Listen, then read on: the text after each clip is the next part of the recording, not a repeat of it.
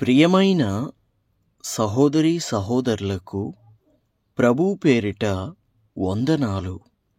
మీకు మీ కుటుంబానికి యేసుక్రీస్తు యొద్ద నుండి దీవెనలు ఆశీర్వాదములు మెండుగా కలుగునుగాక. ఈరోజు యేసుక్రీస్తు యొద్ద నుండి మీకు బంగారు మాట, దేవుని వాగ్దానము. యెహోషువ గ్రంథము 3వ అధ్యాయము 5వ వచనము. మరియు యెహోషువ, రేపు యెహోవా మీ మధ్య అద్భుత కార్యములను చేయును గనుక మిమ్మును మీరు పరిశుద్ధపరచుకొనుడని జనులకు ఆజ్ఞ ఇచ్చెను. And Joshua said unto the people, Sanctify yourselves, for tomorrow the Lord will do wonders among you. దేవుడు మీ పట్ల రేపటి దినాన అద్భుత కార్యం చేయబోతూ ఉన్నాడు. అయితే మీరొక కార్యం చేయాలి, మిమ్మల్ని మీరు పరిశుద్ధపరచుకోవాలి. దేవునికి మహిమ కలుగునుగాక. మన దేవుడు పరిశుద్ధుడు. నిత్యము వేవేల దూత గలముల మధ్య ఆ పరలోకపు పట్టణములో సింహాసనమందు ఆసీనుడై ఉండి పరిశుద్ధుడు పరిశుద్ధుడు పరిశుద్ధుడు పరిశుద్ధుడు అని పొగడబడుచున్న దేవుడు, కొనియాడబడుచున్న దేవుడు మన దేవుడు. ఆయనను పొగిడే విధానము పరిశుద్ధుడు పరిశుద్ధుడు అని. దేవునికే మహిమ కలుగునుగాక. కాబట్టి అంత పరిశుద్ధుడైన దేవుడు మన యొద్ద నుండి కూడా ఏం కోరుకుంటాడు? పరిశుద్ధతనే కోరుకుంటాడు. దేవుడేదైనా అద్భుతం చేయాలి, దేవుడేదైనా నీ పట్ల ఆశ్చర్య కార్యము, ఒక మిరాకిల్ జరగాలి, వండర్స్ జరగాలి అంటే మొదటిగా దేవుడు నీలో చూసేది పరిశుద్ధత. పరిశుద్ధమైన హృదయం నీకుంటే ప్రభు నీ పట్ల అద్భుత కార్యాలు చేస్తాడు. దేవునికి స్తోత్రము కలుగునుగాక. ఎందుకు ఈ విధంగా యెహోషువ మాట్లాడుచున్నాడు? ఏమైంది, ఏం జరిగిందనే విషయాన్ని మనము ఇదే అధ్యాయం 1వ వచనం నుండి ధ్యానం చేసుకుందాం. యెహోషువ వేకువను లేచినప్పుడు అతడును ఇశ్రాయేలీయులందరూ షిత్తీము నుండి బయలుదేరి యోర్దానుకు వచ్చి దానిని దాటక మునుపు అక్కడ నిలిచిరి. 3 దినములైన తరువాత నాయకులు పాలెములో తిరుగుచూ జనులకు ఇలాగున ఆజ్ఞాపించిరి, మీరు మీ దేవుడైన యెహోవా నిబంధన మందసమును యాజకులైన లేవీయులు మోసుకొని పోవుట చూచునప్పుడు మీరున్న స్థలములో నుండి బయలుదేరి దాని వెంబడి వెళ్ళవలెను. మీకును దానికిని దాదాపు 2000 కొలమూరల ఎడముండవలెను. మీరు వెళ్ళు త్రోవ మీరింతకు ముందుగా వెళ్ళినది కాదు. మీరు దానిని గుర్తుపట్టవలెను గనుక ఆ మందసమునకు సమీపముగా మీరు నడవరాదు. మరియు యెహోషువ, రేపు యెహోవా మీ మధ్య అద్భుత కార్యములను చేయును గనుక మిమ్మును మీరు పరిశుద్ధపరచుకొనుడని జనులకు ఆజ్ఞ ఇచ్చెను. మీరు నిబంధన మందసమును ఎత్తుకొని ప్రజల ముందర నడువుడని యాజకులకు అతడు సెలవీయగా వారు నిబంధన మందసమును ఎత్తుకొని ప్రజలకు ముందర నడిచిరి. అప్పుడు యెహోవా యెహోషువతో ఇట్లనెను, నేను మోషేకు తోడైయుండినట్లు నీకును తోడైయుందునని ఇశ్రాయేలీయులందరూ ఎరుగునట్లు నేడు వారి కన్నుల ఎదుట నిన్ను గొప్ప చేయ మొదలుపెట్టెదను. మీరు యోర్దాను నీళ్ల దరికి వచ్చి యోర్దానులో నిలువుడని నిబంధన మందసము మోయు యాజకులకు ఆజ్ఞాపించుము.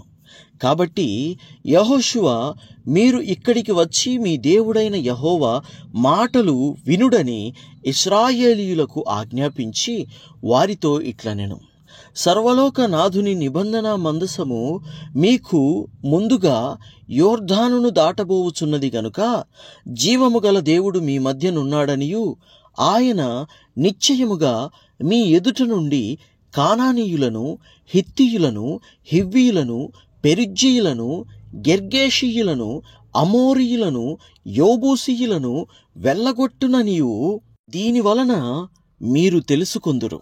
కాబట్టి ప్రతి గోత్రమునకు ఒక్కొక్క మనుష్యుని ఇశ్రాయేలీయుల గోత్రములలో నుండి 12 మనుషులను ఏర్పరచుకొనుడి. సర్వలోకనాథుడగు యెహోవా నిబంధన మందసమును మోయు యాజకుల అరికాళ్ళు యోర్దాను నీళ్లను ముట్టగానే యోర్దాను నీళ్లు అనగా ఎగువ నుండి పారు నీళ్లు ఆపబడి ఏకరాశిగా నిలుచును. కోతకాలమందు యోర్దాను దాని గట్లన్నిటి మీద పొర్లిపారును.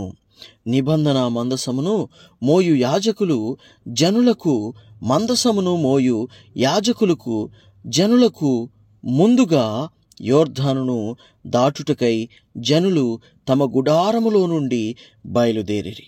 అప్పుడు ఆ మందసమును మోయువారు యోర్దానులో దిగిన తరువాత మందసమును మోయు యాజకుల కాళ్ళు నీట అంచున మునగగానే పైనుండి పారు నీళ్లు బహుదూరమున సారేతాను నొద్ద నున్న ఆదామను పురమునకు దగ్గర ఏకరాశిగా నిలిచెను. దేవునికే మహిమ కలుగునుగాక. ఏకరాశిగా నీళ్లు నిలిచిపోయాయి. నీటి అంచున మునగగానే పైనుండి పారు నీళ్లు బహుదూరమున సారేతాను నొద్దనున్న ఆదాముపురమునకు దగ్గర ఏకరాశిగా నిలిచెను.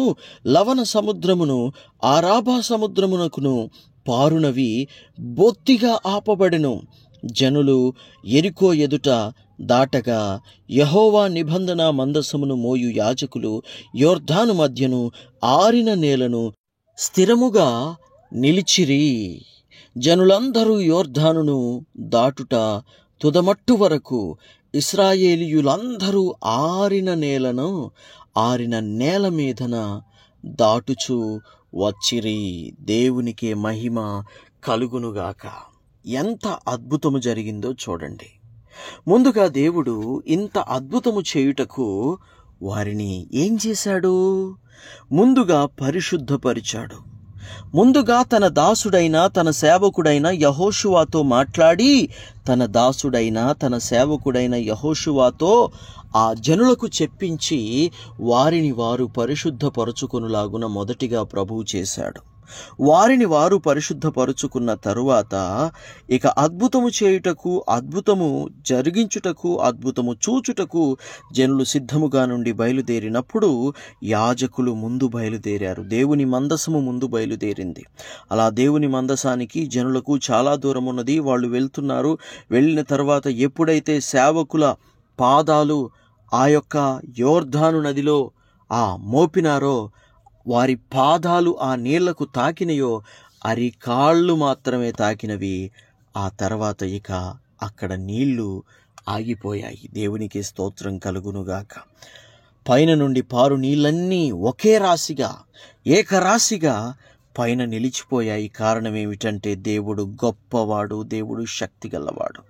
ఎర్ర సముద్రమును 2 పాయలుగా చేశాడు మోషే నాయకత్వంలో. ఇప్పుడు యెహోషువ కాలంలో, యెహోషువ నాయకత్వంలో యోర్దానును దేవుడు ఎండిపోయేటట్లుగా చేసి జలరాశిని ఏకరాశిగా నిలువబెట్టాడు.